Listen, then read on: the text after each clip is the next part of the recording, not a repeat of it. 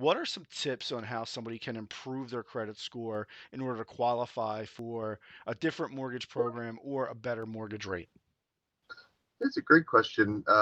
We see that all the time in this market, especially where it's the seller's market and the buyer has to really come with a strong offer. And some people have misconceptions about FHA loans, where like that it's a less qualified borrower, which there's some potentially some truth to that. But we there's plenty of FHA loans that close smoothly. But to your point, the inspection issue can be tricky, where FHA looks for like railings on every Mhm. staircase and no chipping paint and all kinds of stuff. So yeah, to your point, for folks that need to improve their credit score to get into a better program or to get a better interest rate, there are some things that they can do. So the first is not having any lates on your credit report, right?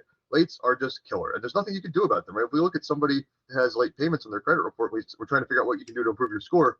There's not a whole lot you can do on the tail end of that except for wait, because the impact on Mhm. your score lessens as time goes by when you have late payments. So but prevention is key to that kind of thing. So not having lates in your mortgage, especially on mortgages. If you have a late on a mortgage payment on your credit report, it's going to crush your score and it's going Wow. to really hurt you for a long time.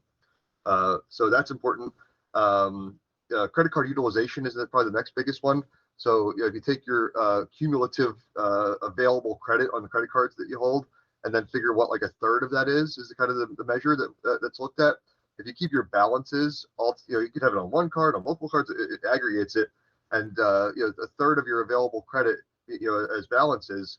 Anything less than that is considered favorable. You Okay. go over that, and you got half of you're using up half your credit limit, or you charged up all your credit cards. That's going to hurt your score in a big way because the algorithm is trying to figure out how much of a risk you are and how likely are you to pay your bills if you get extended credit.